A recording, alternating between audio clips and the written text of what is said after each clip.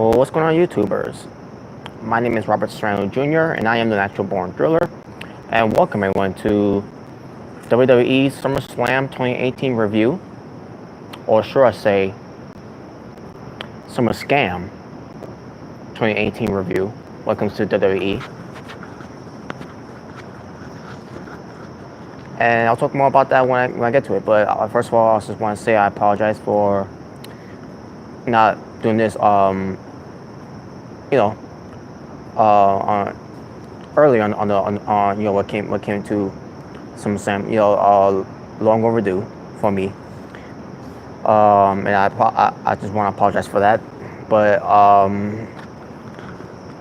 and also, being a late bloomer, and basically the same thing what I did with NXT as well when it comes to TakeOver Brooklyn 4.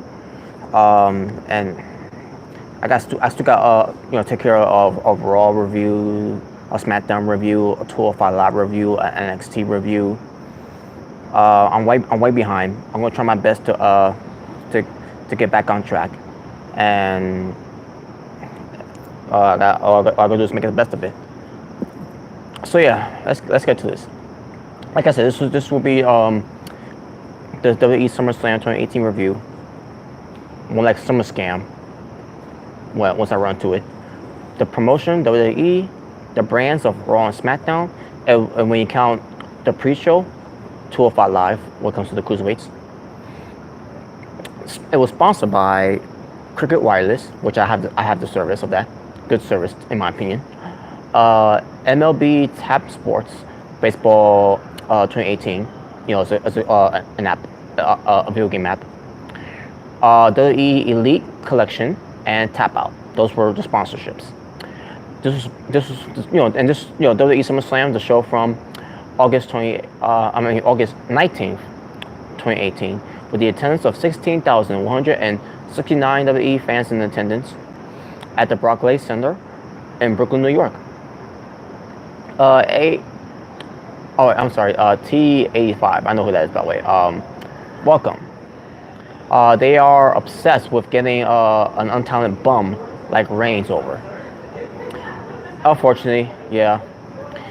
But let's run to it. But before I get to run to that, I titled the video, even though it says WWE SummerSlam review. Look at the title. That title. Also the official theme songs.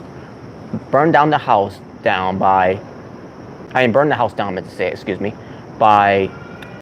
AJR, and Sweet Sensation by Flow Rider, or should I say Flow Rider. But yeah, let me get back to this now. So it may say WWE SummerSlam 2018 review, and look at the other title I put on that. The main title for this review. I put, how WWE always says, because of SummerSlam, the biggest party of the summer, and then sometimes they'll say the biggest event of the summer, or the biggest blockbuster of the summer, or when it comes to Brock Lesnar and John Cena, that one time from 2014, the biggest fight of the summer. Based on this SummerSlam, I entitled this one the biggest scam of the summer, because this SummerSlam pay-per-view for 2018 for WWE was a summer scam. And I'm glad I didn't chose to get a Sundays off to go to a SummerSlam event. I'm glad I'm not one of those people that decided to spend their money on a SummerSlam, knowing that it was gonna be a summer scam, based on what they did on this card too, based on this pay-per-view. Because I knew what was going to happen. There were some things I knew what was going to happen. I mean, there were some things that swerved me. I'll get to that once I'm running down. But overall, I knew it was going to be a fucking summer scam, to a degree. Maybe not all of it was a scam, but I'll point out things that were a scam. First off, let's get to the pre-show. The pre-show will feature, when it comes to commentators, Michael Cole, Corey Graves, and Jonathan Coachman. And you got Tom Phillips, basically for Raw, but you have Tom Phillips, Corey Graves, and Byron Saxton for SmackDown. Vic Joseph, Nigel McGuinness, and Percy Watson for 205 Live.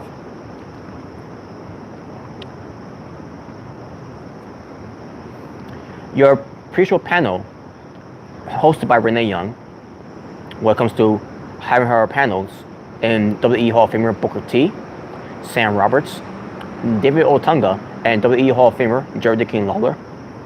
And also had a pre-show conservatives, whatever that it even means, Peter Rosenberg and John Bradshaw Layfield.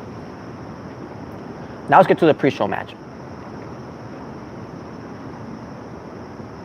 So we get the pre-show match out of the way of this mixed tag team match from SmackDown. That's a 7 minutes with Andrade Cien Almas and Selena Vega defeating Lana and Rusev.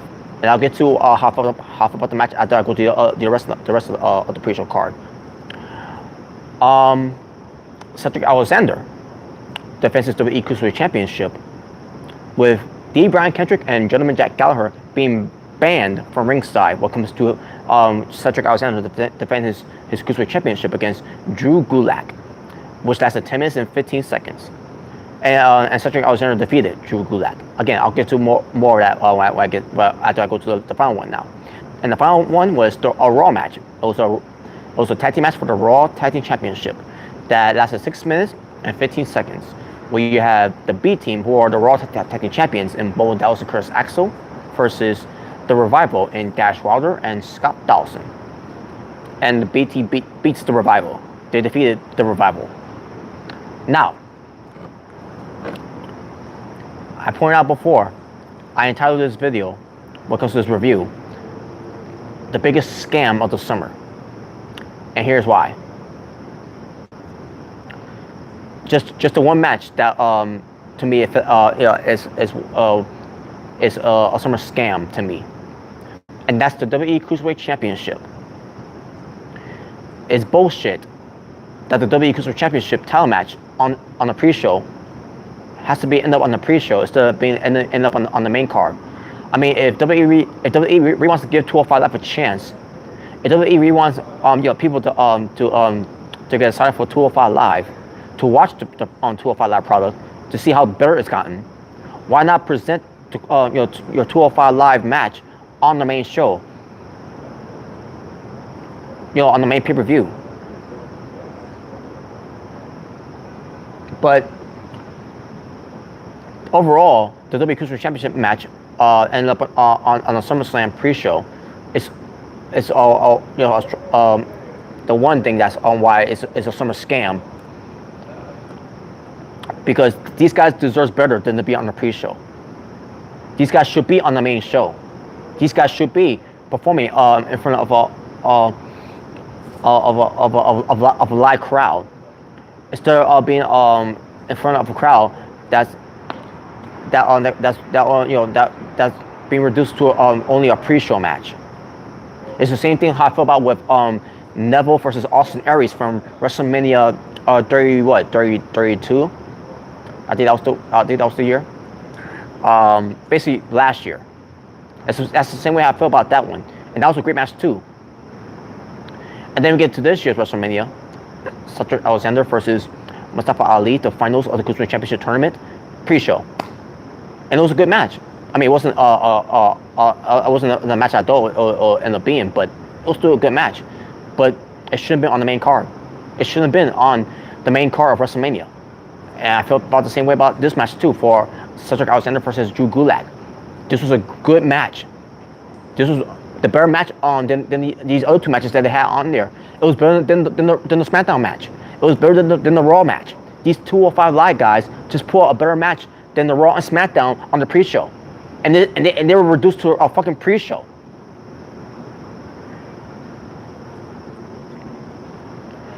And speaking of the two matches that the 205 Live match was better than these two Raw and SmackDown matches. One of them is Raw, one of them is and the other one is SmackDown. But here's a good example. Andrade Cien Almas and Selena Vega, like I said, they defeated Lana and Rusev. Now, I don't blame Andrade Cien Almas and Rusev when the match ended up being bad. I blame Selena Vega and Lana. Rusev and Almas were fine. Lana and Vega were trash in this match, and then the finish of the match was trash too. Selena Vega botched the spot to put her foot on the ropes. Well, she beat Lana. Yeah, Selena Vega pinned Lana to get the win for herself and Andrade Cien on this. Trash. Facts. Cheating up. And then we get to this. Well, I'm gonna skip ahead though. But B team was getting their ass kicked by the Revival in this tag team match. Curtis Axel was out at one point because of the Revival went for the finishing move, the tag team finishing move called the Shatter Machine. And both Dallas was facing them on their own to a degree. And then you get to a point where one of the Revivals, I'm trying to remember who it was. Either it was Scott Dawson or Dash Wilder that was legal in the match. That got Bo Dallas, I believe. It was Bo Dallas. I believe it was Bo Dallas in the small package. Or I think it was Curtis Axel. Now I can't remember.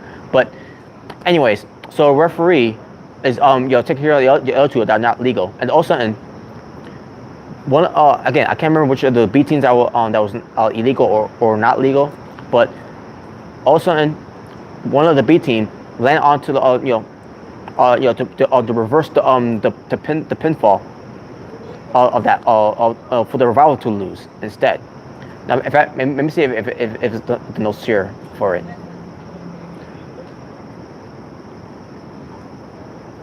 All right, here we go. So it was Scott Dawson attempting to do a small package pinfall onto Curtis Axel, and then Bo Dallas, the one who fell on top of them, to make a reversal for Curtis Axel to pin Scott Dawson, and then they won. And I'm watching. Like, are you kidding me? An accidental win had the B team beat them to retain their Raw Tag Team titles. And I said to myself, trash, fucking trash. Holy shit! At this point, I was like to myself, why did I even bother watching the pre-show? I was better off. The one thing I will say about the pre-show was the Cruiserweight Championship match, the 205 Live match. That was a good match, great match to say the least. The other two matches, trash, and the rest on the pre-show, which is I believe 2 hours of a pre-show, trash. Everything about it was fucking trash except for the Cruiserweights.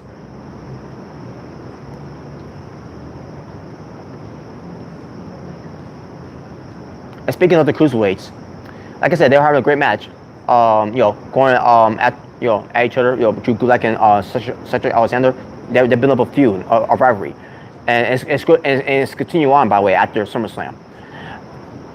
And then we get these pinfall attempts from both guys. It got a little sloppy at the end, but at the end of the day, Cedric Alexander gets the win over Drew Gulak, and yeah, there you go. Cedric Alexander wins the title. I mean, retains the title. I meant to say, excuse me. And there you go. Nothing to say about that. Other than it was if anyone do want to watch the pre-show, the one thing if you want invest your time watching the pre-show of SummerSlam, I suggest you go back to watch that Cruiserweight Championship match between Cedric Alexander and Drew Gulak. That was a better match than Raw and SmackDown had. Rectify. I apologize. I saw your comment earlier, so let me see. Man, time has passed, and my opinion has changed a little on this event. Oh yeah. Well, actually, I don't know how you feel about this event because I seen your Instagram photos about who you wanted to win on SummerSlam. I know that, but other than that, I don't know if you. I don't even know how you feel about the show. So, but anyways, so basically, what I'm trying to say here, folks, the pre-show, other than the Cruiserweight Championship match, is a waste of fucking time for SummerSlam 2018. The biggest scam of the summer. Now for the main card. But before we get to the main card, I just want to say one thing. WWE had Terry Crews to open up the introduction for SummerSlam. And you know what this reminds me of too? This reminds me of, wait a minute. This seems a little familiar. Why also WWE's got Terry Crews doing this WWE SummerSlam opening monologue introduction, right? And I said, so where have I seen this from? Oh yeah, TNA Wrestling. Well, not TNA Wrestling, but Impact Wrestling, but still, Impact Wrestling. Impact fucking Wrestling. This was Slammiversary this year. Except it wasn't a famous actor. It was just this African American guy who is the voice, the narrator of Impact Wrestling. So someone said, "Wow, really WWE? So you basically copy Impact Wrestling for the introduction of what Impact Wrestling did for Summerversary this year, and then you did with Terry Crews here for your Summer Scam pay-per-view. Really? Now, I'm crapping on WWE for this one, but at the end of the day, Terry Crews, he did good. I'll give him props for that.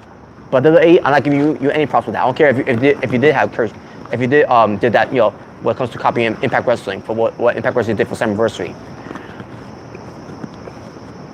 I'm giving Terry Crews props. I'm not giving WWE props for shit. Because they always say that they're not worried about any other wrestling promotions. They're not worried about anything else other than their own companies. And then there you have WWE, have Terry Crews, an African American celebrity, to be the monologue for opening up SummerSlam, kind of like how what Impact Wrestling did with their African American guy who does the narrating for Impact Wrestling for a long time, even when it was called TNA, to do their version of the monologue for Summerversary. That's not all that WWE did. That's not all that WWE did on Summer Scam, but I'll get to more of that in a few. Rectify, you said the reaction that you gave was 7 out of 10. Now thinking of 6 or 5 out of 10. Oh, you'll be surprised what I'm going to give this review for Summer Scam. And it ain't going to be a 4 out of 10 either. Just to give you a hint right there. I'm going lower than a 4 out of 10. But with that being said, let's get to Summer Scam main card for 2018. So we get Seth Rollins being accompanied by Dean Ambrose versus the WWE Intercontinental Champion Dolph Ziggler being accompanied by Drew McIntyre for the WWE Intercontinental Championship. This has the 22 minutes, and there you go, 22 minutes. Match lasted, and it was a good match, a very good opening match. It started off a little rough, it was a little slow a little bit, but they're doing it, picking up a story here. That's what wrestling is all about. It's about it's about telling a story. That's what the slow pace is all about. I mean, sometimes I do get boring with that, but on that same stuff, but make it a little fast, But yeah, I also saw interferences a little bit from Dean Ambrose and Drew McIntyre at one point. Well, basically from Drew McIntyre.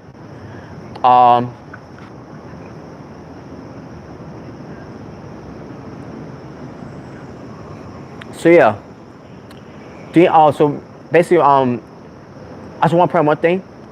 Seth Rollins, you know how he always goes to the top rope and does the superplex and then rolls through for a Falcon Arrow.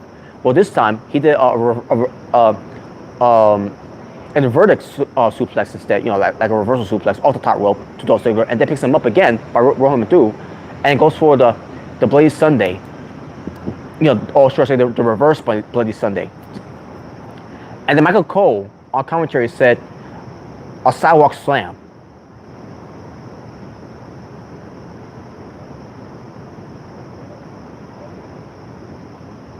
A sidewalk slam is what Michael Cole called a Bloody Sunday.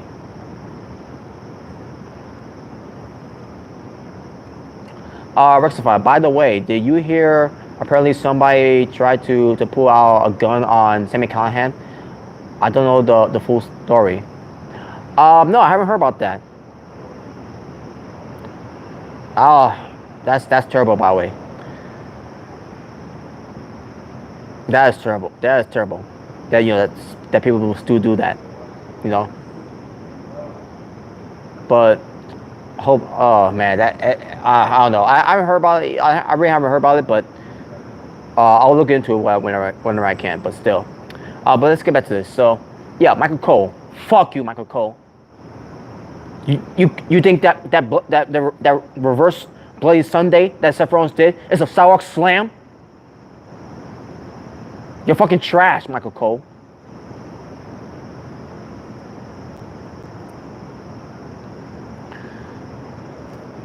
So then in the end, Drew McIntyre sends the Ambrose into the ring steps. Seth Rollins gets distracted because of that. Dolph Ziggler goes for a zigzag, but only gets a near fall. And at that point, Seth Rollins was bleeding. I think because some people are speculating what happened with him. They're wondering what happened with him, how he got busted open.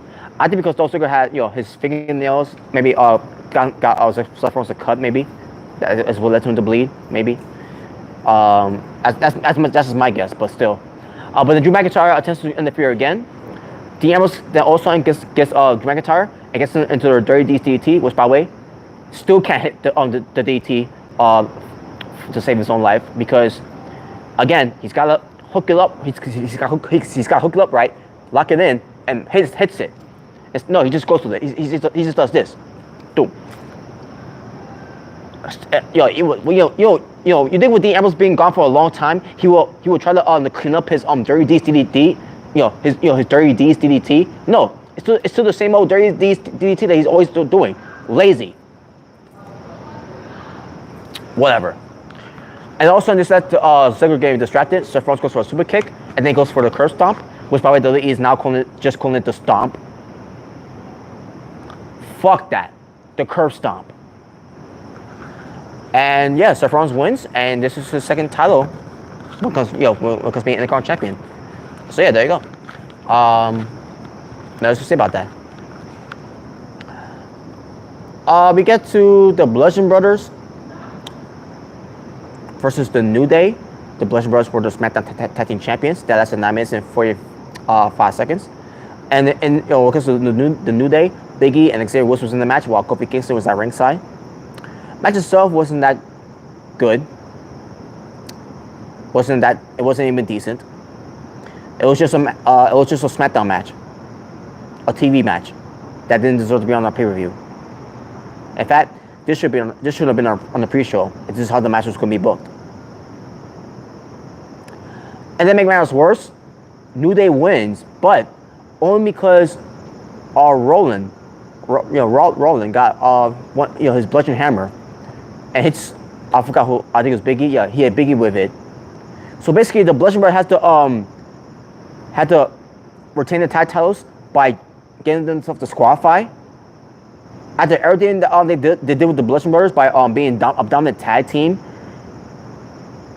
and this is how they booked them to keep the titles. Trash.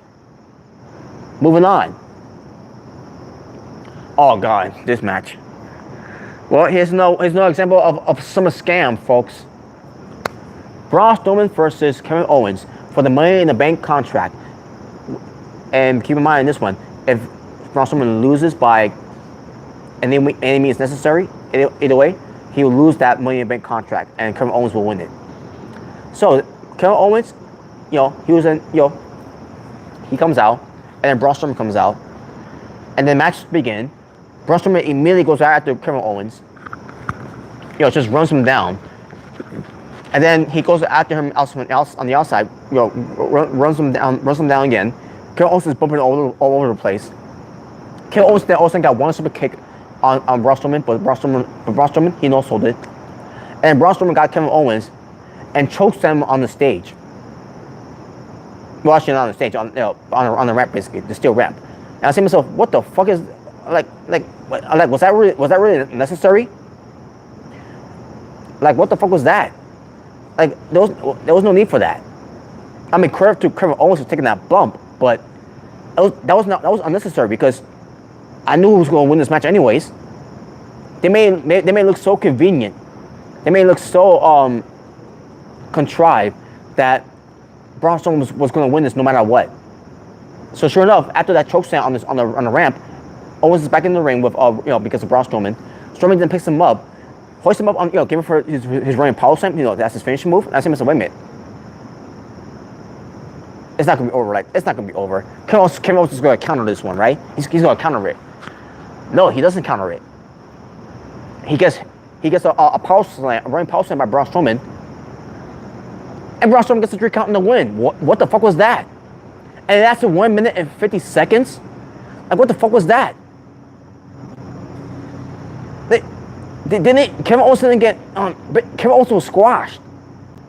It was more than just a squash. Kevin almost got fucking buried. What the fuck? Like, I knew he was gonna win, but in this type of faction, are you fucking kidding me?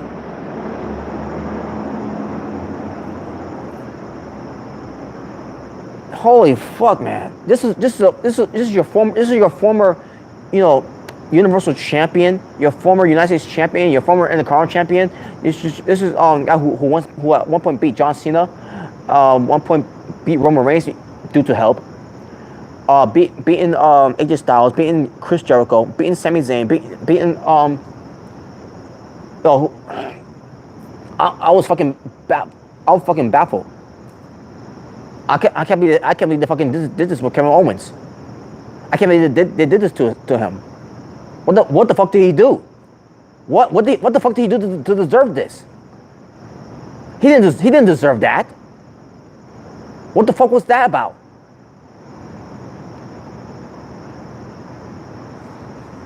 Holy shit, man.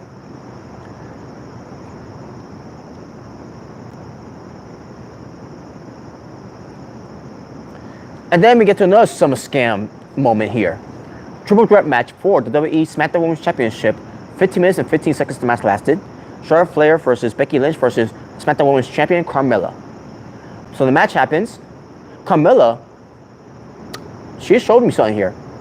She showed me that she could take bumps, which I knew beforehand. This time she didn't cower away from getting hit. She fell into some moves, and then get to Charlotte Flair. Charlotte Flair was fucking terrible in this match. Fucking terrible.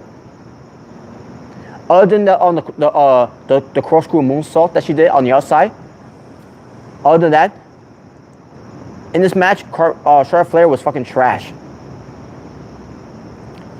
And then and also the whole spot where Becky Lynch was slapped in the back by Carmella, and then Becky Lynch turned around and then she sees Charlotte Flair behind her, and then basically Becky Lynch accused Charlotte Flair for doing that to her, and Charlotte Flair's acting was terrible by saying, "I didn't slap you back in the head. I didn't slap you back in the head." Like oh my god, Charlotte Flair, you're not good enough of an actor, so stop that. You're trash.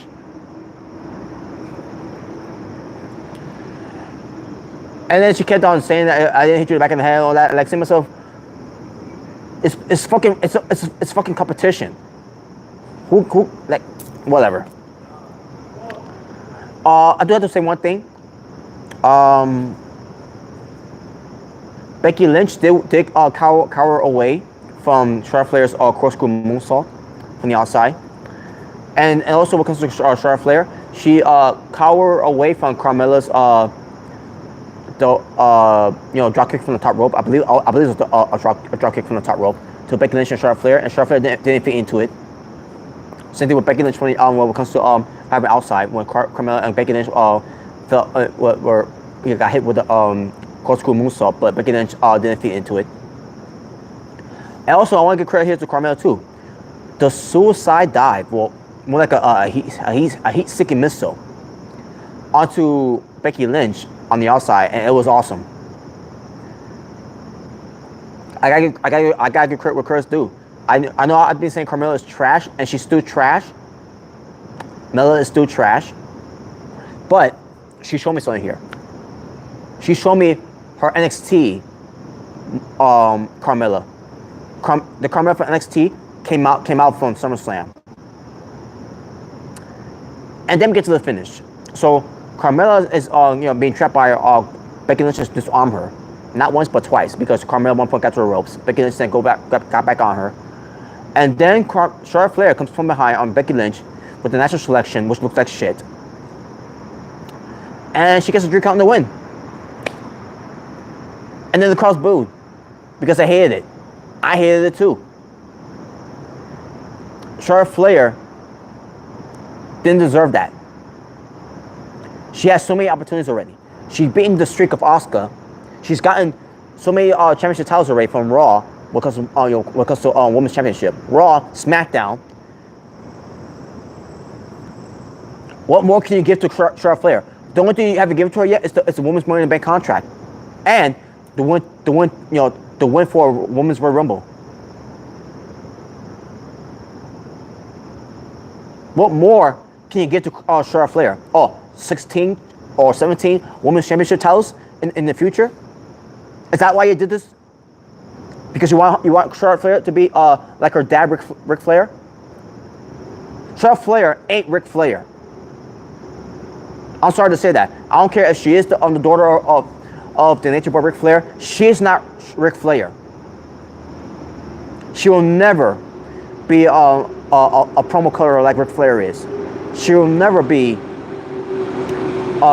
looked at as someone who people are going to say in the later on in the years.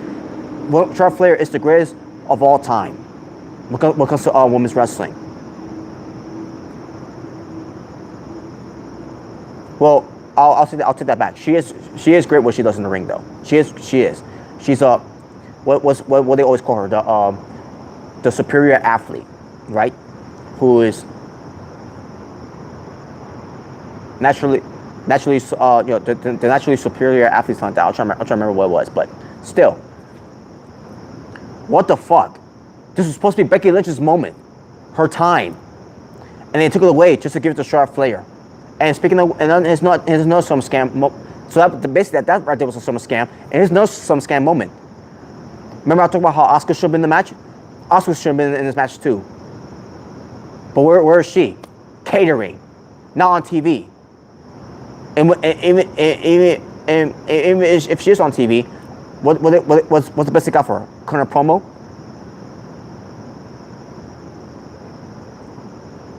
And there's no some scam moment here. So after the match was over, Becky Lynch attacks Charlotte Flair after they hug and all that, and they caused boo because of that. But then Becky Lynch, after attacking Charlotte Flair, they cheered.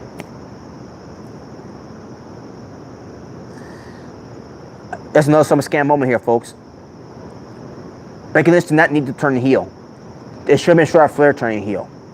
Charlotte Flair should be the one to be turning heel, because no one cares about Charlotte Flair. You heard the boos. Why would you turn Becky Lynch heel after finally getting some steam behind her? She's liked, she's popular. But yeah, we're going to turn her heel, but we're going to keep Charlotte Flair a face. Wow, Charlotte Flair really is the Roman Reigns of the women's division.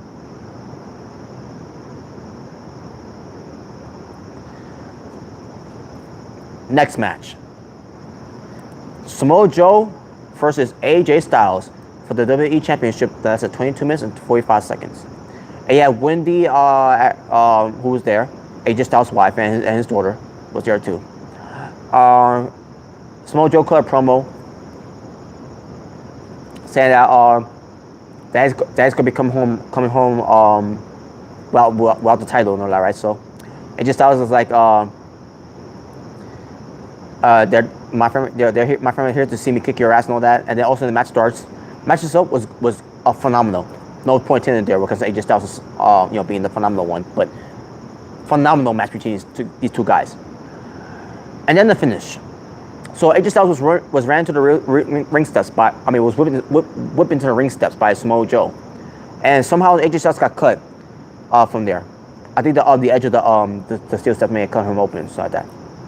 So Samoa Joe, excuse me, gets the microphone and says to Wendy, he said that he told you that Daddy is gonna be coming home, and then he says, well, looks like AJ Styles ain't going home, ain't coming home, something like that, right? Because he's being beaten and look like he can't get back up anymore, and then Samoa Joe says, well, I'll be your new daddy, something like that, right? And then the crowd went, oh, that, right? Oh God.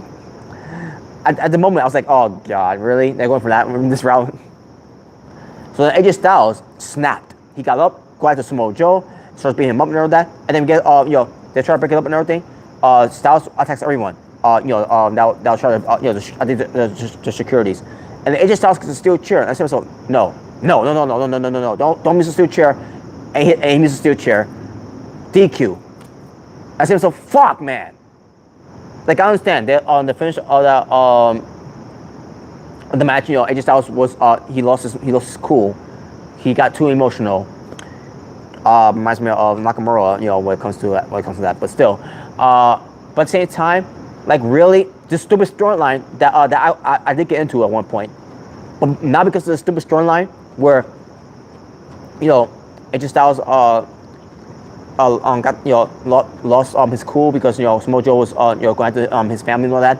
Now I fucking hate it, and I hate it even more when the crowds when the crowds start chanting, "Who's your daddy?"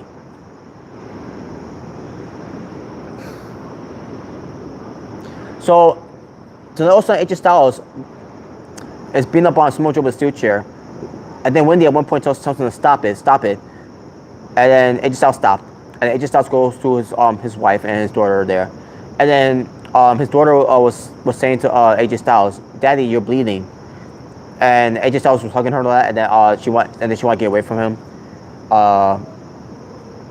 and then he asked the referee, I think it was Mike Chioda at one point, how bad is it? Because he was bleeding, so, and then he let him know it's bad, and then they walked away, and that was it. So yeah, phenomenal match. I just hate the finish. And now the storyline, and now I hate the storyline coming out of it too. And here's another SummerSlam moment here, folks, too. Samoa Joe and AJ Styles WWE Championship match in the middle of the card instead of being close to the main event picture. It wasn't even good enough to be a co-main event for SummerSlam.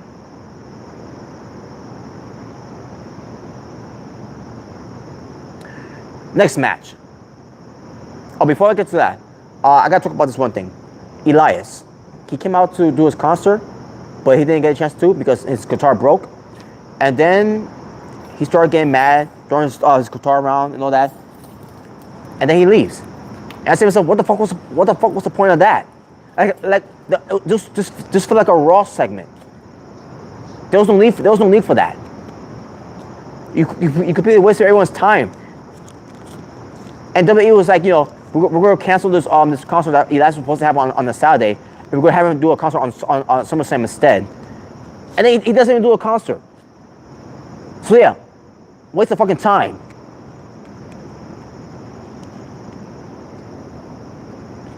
A09, what's up? Hey Rob, sorry I'm late. Hey, don't apologize. Don't apologize. You're subscribed to me. You go always watch it anytime you want. This review, but thanks for joining though. There's no need to apologize for that though. A09, Elias should be challenged IC title. He should have been Intercontinental champion. Why he's not Intercontinental champion?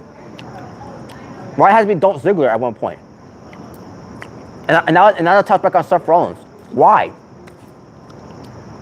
I don't get it. You're not doing anything with Elias other than having him just sing and play his guitar. Why Elias can't be the Intercontinental champion?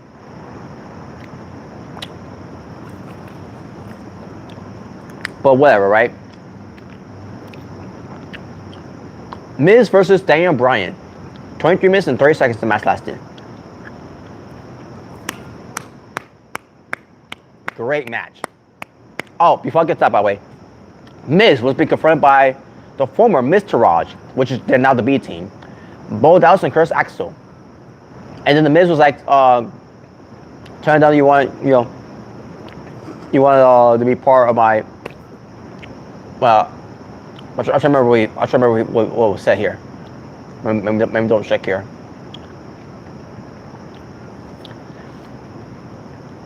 Okay, I can't find it. But I remember, Miz was like, you guys were nothing about me and all that, and blah blah blah. And he said, and now you are something because of his guys and all that. And you're attacking champions and all that. And he's like, and it's the same. And he said it's the same thing that I did with Daniel Bryan when he first came to WWE and all that, right? Because the Miz was the NXT pro at one point, and Daniel Bryan was the NXT rookie during that Vince McMahon's run of NXT from back in 2010. But anyways, So Bo Dallas and Curtis Axel, right? They're talking to the Miz, and then Bo Dallas tells the Miz that they're the B team, and Bo Dallas basically said that B stands for Daniel Bryan. And from there, my intelligence was insulted because of that. Because Bo Dallas said B team stands for Daniel Bryan.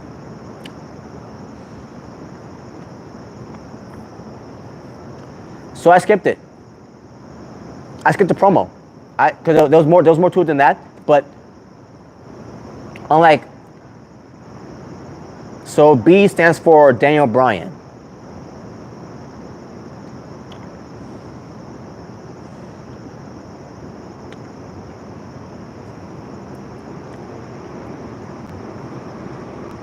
A09. Tessa Blanchard is such a great wrestler and very active. She in my top 5 very active women wrestlers. Oh, of course she is. Yeah, that I agree with. But anyways, yeah, I'm done with the B team. I've been done with the B team anyway. So, and then the theme song, B team, go go go. Get the fuck out of here with that bullshit. Here's what B stands for the B team. Bullshit.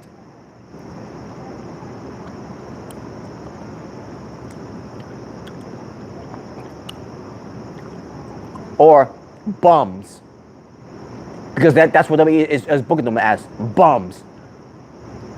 Getting accidental wins.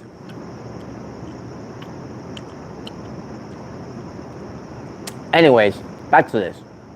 So Miz versus Daniel Bryan. Miz's wife Maurice was at ringside with Maroon Sky. So they're having a match. Like I said, great match. Except for that one spot that the Miz and Daniel Bryan fucked up in the match. The bulldog. It was screwed up there, but the rest of the match was fine. It was pretty good. And then we get to the finish. So Maurice is seeing Miz is okay and all that, and then Maurice hands Miz something, right? But we couldn't see what it was. And Daniel Bryan goes right after the Miz, and then so then all of a sudden Daniel Bryan is going for a suicide dive to the Miz, right? Miz punches Daniel Bryan, come off, and Daniel Bryan, when he was knocked out, he goes to Maurice, gives Maurice something, and I said to myself, what was that? I was like, what was that the Miz hit Daniel Bryan with, right? So Miz gets in the ring, pins Daniel Bryan, 1, 2, 3. You know, when it comes to the Miz, you kind of expected him to cheat to win, because that's what he's known to do anyways. So I say to myself, oh wow, this to me this finish made sense here, because the Miz is always about cheating. Now I expected Dan Bryan to win this match, but I was still fine either way. That the Miz won like that. And by the way, what did the Miz muse? Brash knuckles. Yes, brash knuckles that the Miz mused on Daniel Bryan to win the match. And there you go, Miz wins the match, and the feud continues on between these two. Baron Corbin, or should I say Constable Corbin, versus Finn Balor. Now, before Finn Balor came out, Baron Corbin came out first. And Baron Corbin is in the ring. And then also WWE decided to announce the Global Phenomenon commentators from Japan, France, Portuguese. I've got other places too though. I think Korea or whatever. I'm surprised they didn't have the Saudi Arabia's commentators as well. As far as the Germans and Spanish, they're they're down there, where where the main commentators were at. And I say to myself, okay, there's better be a good reason why they're doing this. They're delaying Finn Balor's entrance and all that, because Baron Corbin's winning in the ring, and they announced all these international commentators, right? And I say to myself, there's better be a good reason why they're doing this. They're delaying Finn Balor's entrance and all that, because Baron Corbin's winning in the ring, and they announced all these international commentators, right? And I say to myself, there's better be a good reason why they're doing this. They're delaying Finn Balor's entrance and all that, because Baron Corbin's winning in the ring, and they announced all these international commentators, right? Well, it better be what I think it is, right? So all of a sudden, Baron Corbin is in the ring, waiting for Finn Balor to come out. There was no music playing so far. Lights goes out, and all of a sudden, okay, the lights is out. So, are we gonna get what I think we're gonna get here? And all of a sudden, the music, right? And the cars were going nuts, by the way. And I said to myself, holy shit. I was like, holy shit. I was like, I knew it had to be a reason why they did that. Because of introducing the international commentators, because they could have been done that, earlier on the night. But they decided to do it in the middle of this, in the middle of this introduction of the match. And all of a sudden, the Demon, Finn Balor, returns after what? A 10-month hiatus. Last time we saw the Demon was against AJ Styles from TLC last year. And sure enough, the Demon Finn Balor returns here. And like and folks, I'm a sucker when it comes to the Demon Finn Balor. And when he came out, I was like, holy shit, I was enjoying this. So I remember I said before when I did the preview of it before that this could be a summer scam if Finn Balor does not come out as the Demon. Well, I'll take that one summer scam back away for Finn Balor, because the Demon Finn Balor has returned. Hopefully we'll see the Demon Finn Balor returning and other big pay-per-views. Instead just only SummerSlam, because it's only SummerSlam now that the Demon Finn Balor will appear. But I can tell you one thing, because of Demon Finn Balor for SummerSlam, never loses. So basically, Finn Balor is undefeated at SummerSlam because he's ultra ego as the Demon Finn Balor. And yeah, and basically in this match, he squashed Baron Corbin, by the way. 1 minute and 35 seconds. Yeah. Let's say about the match. Then we get to WWE United States Championship.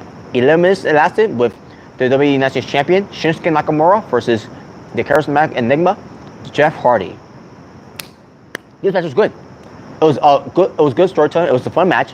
Playing mind games, playing mind games, and at the playing mind games and all that. I enjoyed this match for what it was. I mean, this was not a pay-per-view quality match, but it was still a good match though.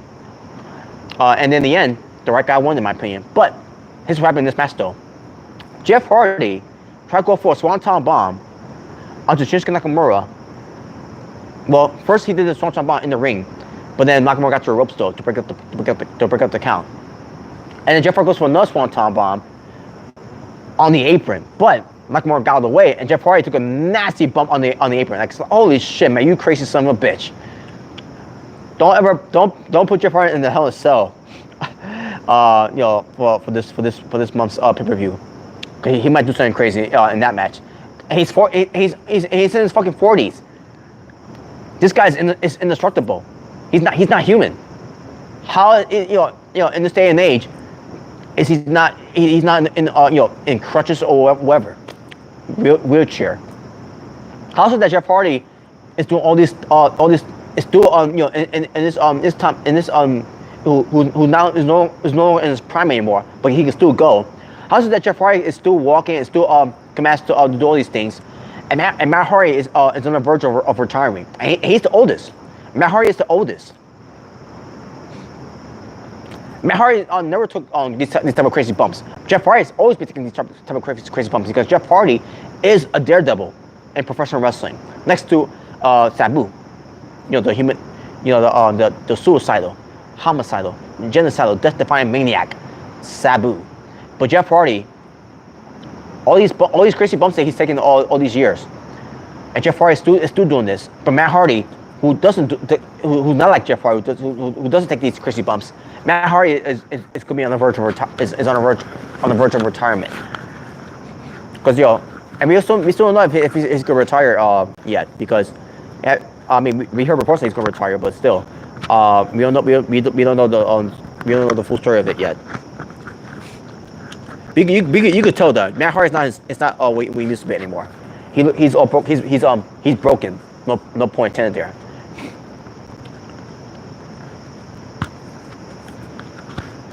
But anyways, So like I said, Jeff Hardy got a nasty spill with the Swanton Bomb on the apron. The hardest part of the ring that they always say. And all of a sudden, Shinsuke gets him back in the ring, goes for the Kinshasa, and gets the 3 count in the win. Right guy won, in my opinion. Yeah, Shinsuke Nakamura is the United States champion, which I want him to still be, to be the United States champion. Because if he would have lost the belt here, I would have been pissed off, and that would have also said a moment where it could be some scam. But it wasn't over there yet, folks, because also Randy Orton comes out. And then Jeff Hardy was laying down in the ring. Nakamura was not there anymore. Randy Orton walks down the ring, right? And then he's about to get in the ring to go attack Jeff Hardy. And Jeff Hardy's laying there like he doesn't know what's going on. And what does Randy Orton do? Randy Orton, instead of going in the ring, turns around, walks back up on stage, and walks away. He leaves.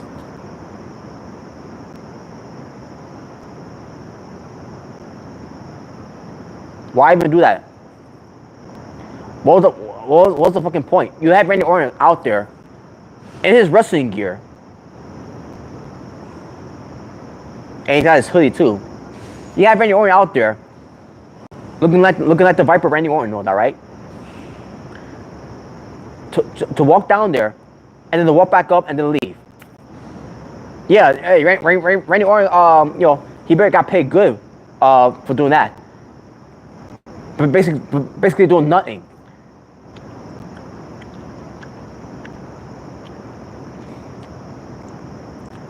This is a prime example of what WWE does when it comes to utilizing their talents by doing nothing with them.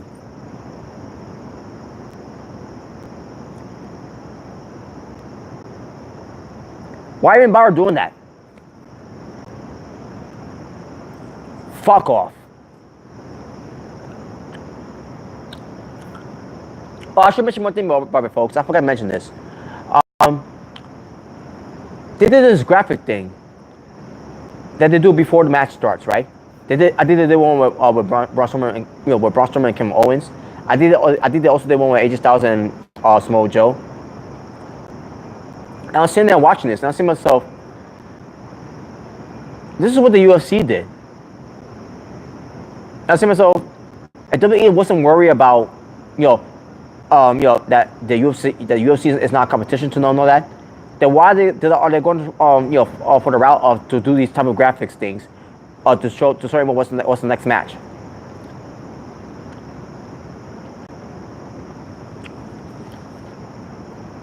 Whatever. Raw Women's Championship match.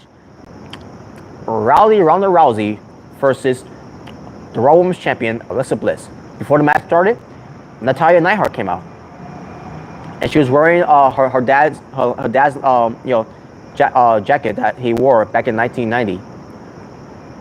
For the SummerSlam, especially for the special event for SummerSlam, because the Hart Foundation on that night back in 1990 defeated the Demolition to become the WWF at the time World Tag Team Champions. And Jim Neidhart wore that exact same jacket that Natalya Neidhart wore to go to basically to come out. And everyone give her a standing ovation, by the way, because unfortunately her dad passed away. So yeah, it was nice. And then also we get Alexa Bliss coming out. And so wait a minute. So the champions coming out first? Well, okay, whatever. WWE trash. The way WWE does things is trash, anyways. But whatever. And then Ronda Rousey comes out, and she comes out, and I see myself, wait a minute. Why she's got this war paint on? Like she's trying to look like Mantar from the 90s. I'm like, what the fuck was that? But I kind of understand what they were going for. But at the same time, I'm looking at it and I say to myself, she's trying to pay homage to Mantar. Oh man, I was like, whatever. But as far as the match, I wanted that belt to go for Alexa Bliss. And sure enough, it did. They did that. So Ronda Rousey basically squashed Alexa Bliss. I mean, sure, Alexa Bliss may have got a little bit of offense, but it was no effect anyways to Ronda Rousey because Ronda Rousey barely sold it anyways. But I like the fact that she tossed Alexa Bliss around, and basically you know what comes to Alexa Bliss, not taking any bumps, doesn't want to take any bumps because she's not a good wrestler anyways, and she refuses to take bumps anyways. She even refused to take bumps for Asuka. So then when she went up against Ronda Rousey, Ronda Rousey, the way she was making her take bumps all over the place in that ring, I was saying to myself that Ronda Rousey was basically saying, "Oh, I'm gonna make sure you take my bumps," And sure enough, that's what happened. And then she started getting her arm, and pulling her arm. And you know how Alexa Bliss is double jointed, but based on how that was going on, there's no way Alexa Bliss was going weasel her way out of this one because of being double jointed, like she did twice before. Because Ronda Rousey was making sure, and then Alexa Bliss was feeling the pain for that one. And then all of a sudden the armbar silly, and then Alexa Bliss taps out, and there you go. Good. Get that belt off for Alexa Bliss. She's overrated as fuck, anyways. And on top of that, she's fucking trash.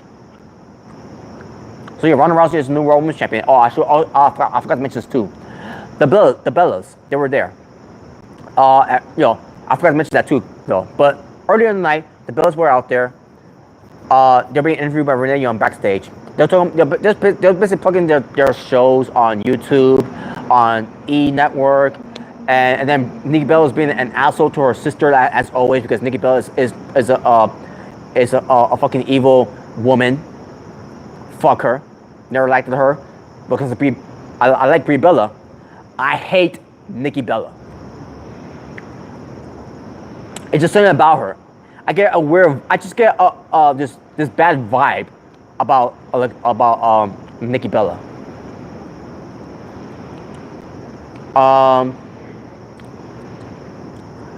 John. Hopefully Rousey have decent reign from Raw Women's Champion. We'll see. They better not do Ronda versus Nikki at Evolution because Nikki is is diva. I guarantee you if that happens, I will not be fucking shocked if that happens. It wouldn't fucking surprise me if they do that. And on top of that, it makes no sense too. Why would you do that match anyways? But speaking of that, also need to mention this too. Brie Bella went to Daniel Bryan to see if he's okay, and then she had a horrible acting backstage with Daniel Bryan. Daniel Bryan, he was decent, but at the same time, it was horrible acting because Brie Bella is not a good actor anyways.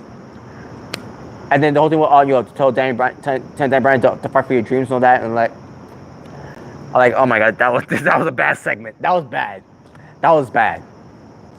I don't know how anyone thought that was gonna be a good segment, but whatever. And then we get to this part, before the match basically, they showed the bells was at ringside, and then also after the match was over, Ronda Rousey winning, and then Natalya went in the ring to help celebrate with her, and then the bells went in the ring to celebrate with Ronda Rousey and Natalya. And I said to myself, wait a minute, why are they there? Why are they in the ring to celebrate with them? They had nothing to do with this. Why are they involved? What's their business? And correct me if I'm wrong here. In fact, you can't correct me if I'm wrong here because I know for a fact Nikki Bella took a shot at Ronda Rousey before. That Nikki Bella was like, "Oh, I could beat Ronda Rousey in the fight."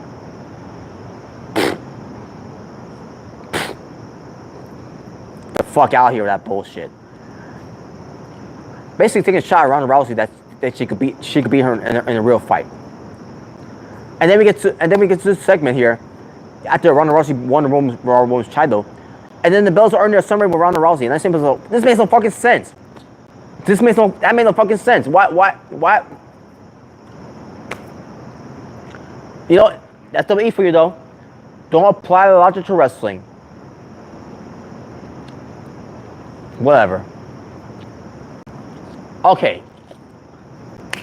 The biggest scam of them all, because of summer scam, the biggest summer scam, the biggest scam of the summer, because of summer scam, the main event, WWE Universal Championship, Roman Reigns versus the WWE Universal Champion, Brock Lesnar, being accompanied by his advocate, Paul Heyman. WWE did this terrible graphic for Roman Reigns, the big dog, right? Fuck him. So the crowds were kind of booing Roman Reigns, and then Brock Lesnar comes out and they start booing Brock Lesnar. All because of the stupid fucking storyline that Brock Lesnar has been a part-timer for 6 fucking years, and now they also they want to boo him because he's a part-timer. He's been a fucking part-timer. They knew his contract that he was going to show he was going to show up for these dates unless he's asked to.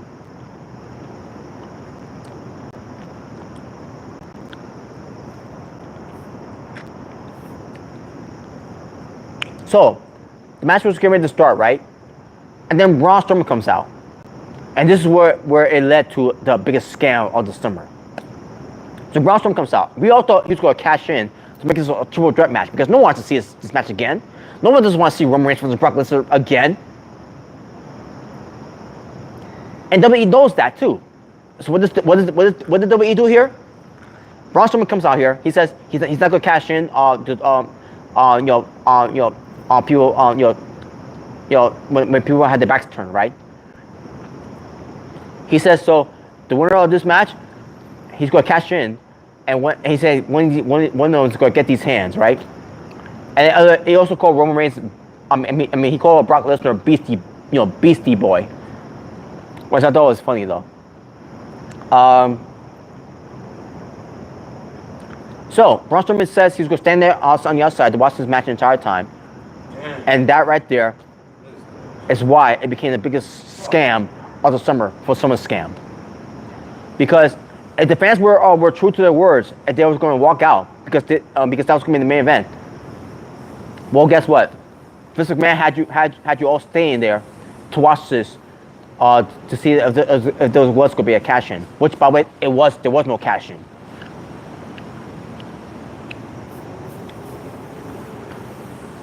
So how the match starts?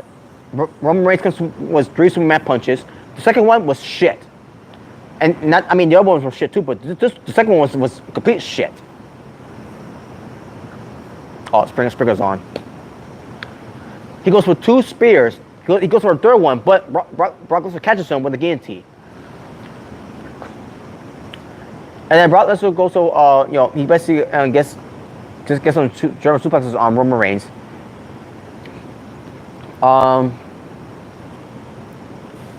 What do you think? Do you like Balak Fale?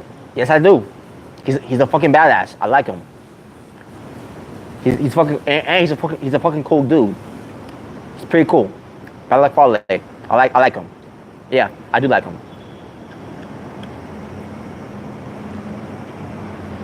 But anyways, so Roman Reigns trying to go for a spear to Brock Lesnar. Brock Lesnar sidesteps him, and then Roman Reigns goes through the ropes, and he hits Braun Strowman instead. And then Braun Strowman gets back up. Brock Lesnar attacks him with a F5. He gets Roman Reigns back in the ring, I guess. I'm trying to remember if he get Brock Lesnar did bring back into the ring. And then Brock Lesnar gets the briefcase and starts hitting Braun Strowman with it. And then he just tosses the briefcase, and that right there, no cash in.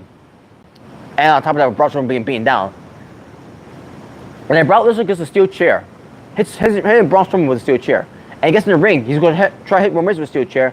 And then Roman Reigns spears Brock Lesnar with steel, and then the steel chair hit Brock Lesnar in the face. By the way, I should also point out one thing. The crowds, during the match too, by the way, the crowds were chanting to Reigns and Lesnar, "You both suck."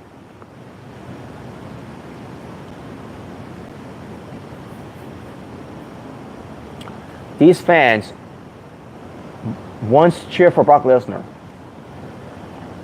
Last year, the year before that,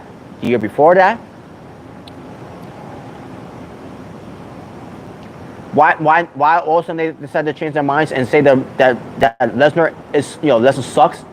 Oh, because the stupid storyline that this man organized. He's been plotting for a fucking year.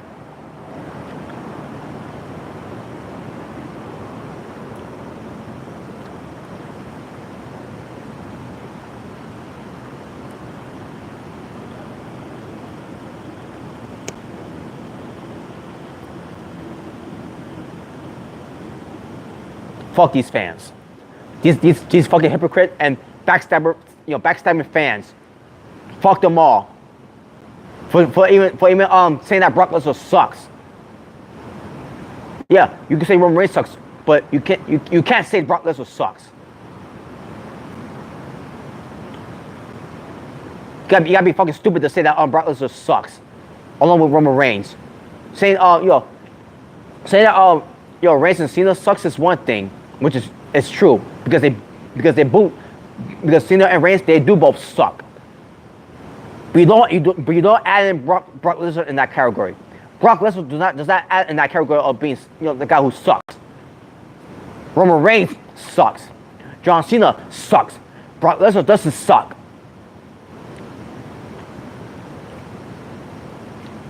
And for you fans to say that Lesnar sucks, you all suck. So the same fans that on the channel you suck to Kurt Angle, you all suck.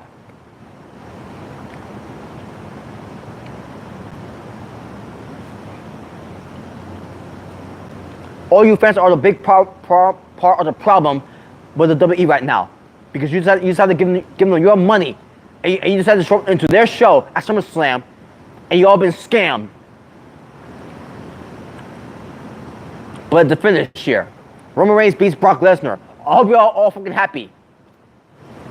Hope all you motherfuckers are fucking happy now that Roman Reigns is now the Universal Champion. Even though I never liked the belt, I never liked the designs of the belt.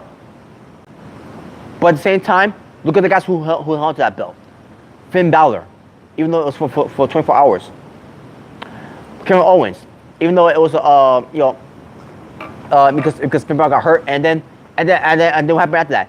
Kevin Owens was booked like shit as Universal Champion. And then you got Goldberg, because it was all part of the plan when it comes to having Lesnar and Goldberg wrestle each other at WrestleMania, and then Lesnar takes the belt off of Goldberg. And that was Vince McMahon's plan, to keep it on Brock Lesnar for a long time, because he knows that Brock Lesnar is a part-timer, because that's the terms they agree with when it comes to the agreement of the contract. And these fans knows it too. They know that Brock Lesnar is a part-timer. And they know that Vince McMahon was going to come up with was going to put the belt on Lesnar, knowing that when Vince McMahon first put the belt on Lesnar back in the WWE Championship, that Brock Lesnar was going to be competing for that for numerous times, and he was going to be on Raw that much either, because he's a part-timer. He signed on terms that whenever he shows up by order of WWE.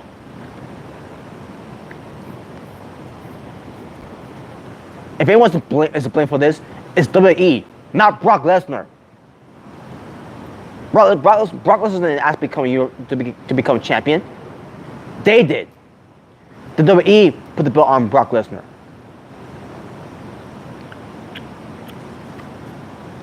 That Universal Championship belt was supposed to be the feud for WrestleMania between Kevin Owens and Chris Jericho, where Chris Jericho was supposed to win that belt. Chris Jericho was supposed to be Universal Champion, not Brock Lesnar. It was supposed to be about Brock Lesnar and Goldberg. Brock Lesnar and Goldberg did not need that Universal belt to be in the match for WrestleMania. Chris Jericho and Kevin Owens was supposed to be the one because it had a story behind that.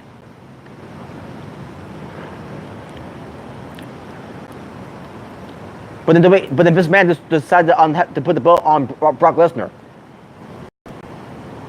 Again, it wasn't Brock Lesnar's fault, because this man changed his mind about what he wanted to do with that Universal Championship belt and what he wanted to do with Brock Lesnar, because it was all to get Roman Reigns over, and to a degree, it kind of worked.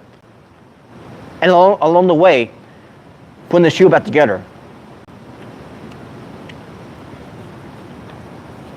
And there you have Roman Reigns being Universal Champion, and they ended it with Roman Reigns, leaving as Universal Champion. No cash in.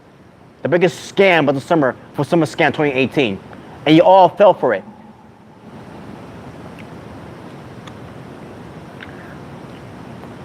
That was fucking petty for WWE to do that shit.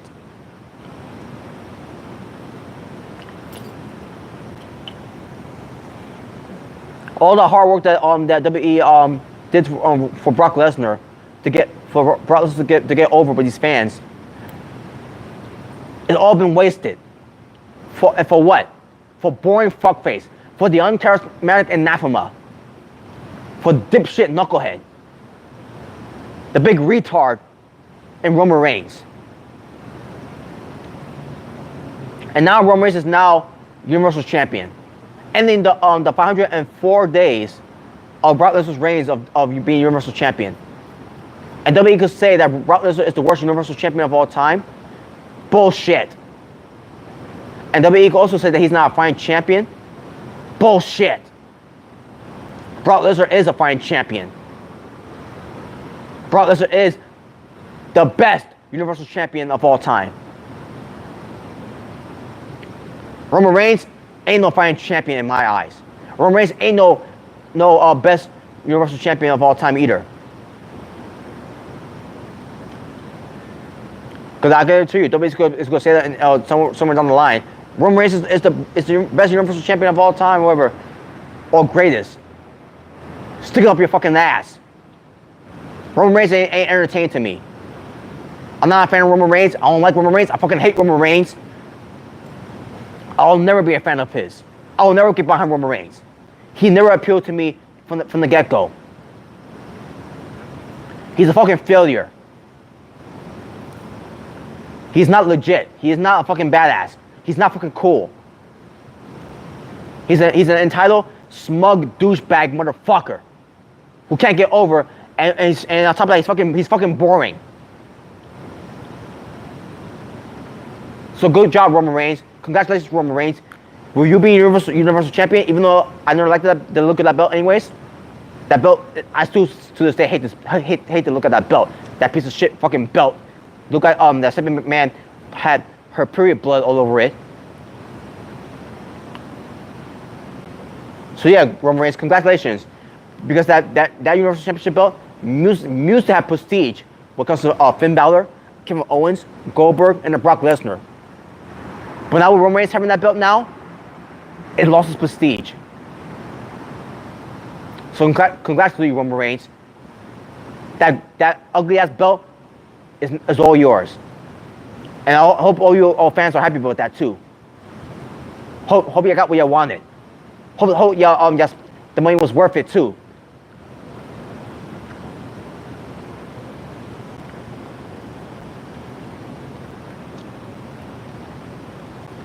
AL9. Strowman I'm sure have end Lesnar at No Mercy last year. We all felt the same way too. But at the end of the day, we all knew that this was all this man's plot to keep that belt on Lesnar, so that he could do the storyline where Roman Reigns is going to say, "I'm here every week. I'm here every week." And Brock Lesnar is not here every week because he's a part-timer, because he doesn't care and all that, right? Yeah, At all these years where Brock Lesnar being signed with WWE, for 6 years, because of a part-time schedule, he doesn't care. Also now he doesn't care being there every week. Basically he doesn't care. He doesn't care being there. He doesn't want to be up. He doesn't want to defend the belt. He doesn't watch the show Raw. Yeah. Also, Brock Lesnar doesn't care. He's a guy who doesn't care.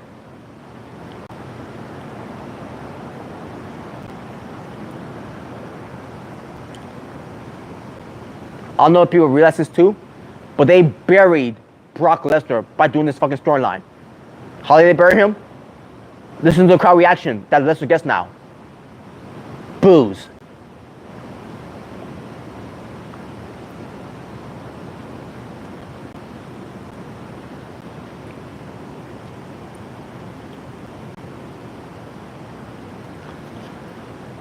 Now, before I get to my overall star rating, let me get to the star ratings of the matches. From the pre-show all the way to the main show. John Cena and Selena Vega defeats Lana and Rusev in a mixed tag team match in 7 minutes. 1 star. Cedric Alexander defeats Drew Gulak to retain his WWE Cruiserweight Championship in 10 minutes and 15 seconds. 4 stars. Excuse me. The B team defeats the Revival to retain the Raw Tag Team Championships in 6 minutes and 15 seconds. 1. Main card. Seth Rollins defeats Dolph Ziggler to become the new WWE Intercontinental Champion in 22 minutes. 4 star. The New Day defeats the Bludgeon Brothers by DQ in the SmackDown Tag Team Championship match. 9 minutes and 45 seconds. 2. Braun Strowman defeats Kevin Owens to keep his Money in the Bank contract in 1 minute and 50 seconds. 0. Charlotte Flair defeats Becky Lynch and Carmella. Charlotte Flair pinning Becky Lynch in the triple threat match for the SmackDown Women's Championship to become the new SmackDown Women's Champion 7 times, by the way. 15 minutes and 15 seconds. 3. Samoa Joe defeats AJ Styles by disqualification for the in the WWE Championship match in 22 minutes and 55 and 22 minutes and 45 seconds. 22 minutes and 45 seconds. My apologies. I'm gonna give it a 4 star. It would have been 5 stars if it wasn't for that finish, the ending of the match. The DQ finish. The Miz defeats Daniel Bryan in 23 minutes and 30 seconds. 4 stars. Finn Balor defeats Baron Corbin in 1 minute and 35 seconds. I'm gonna give it a 2. Just because it was a demon Finn Balor. Shinsuke Nakamura defeats Jeff Hardy to retain his WWE United States Championship in 11 minutes. I'll give it a 3. In fact, I'll give it a 3.5 out of 5 stars. Ronda Rousey defeats Alexa Bliss and to become the new Raw Women's Champion in 4 minutes. A squash. I'll give it a 2.5. Roman Reigns defeats Brock Lesnar to become the new Universal Champion. Yeah, and again, looks good on you, Roman Reigns. It looks good on you because they lost prestige now. Because you're fucking trash. And you're a fucking bum. But yeah, 6 minutes and 10 seconds the match lasted. 0. The match gets a 0. As far as WWE SummerSlam 2018, my overall story for the show, the biggest scam of the summer, 0 out of 10.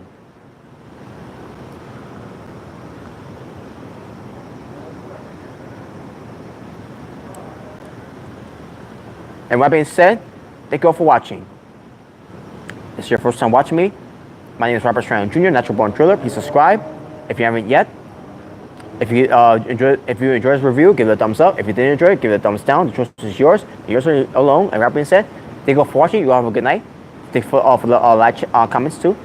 And you all take care. Have a good night. Peace on the streets. I'll talk to you all later on. But for now, you'll see why later on. But for now, I'm out. And yeah, WWE SummerSlam 2018, the biggest scam of the summer. 0 out of 10.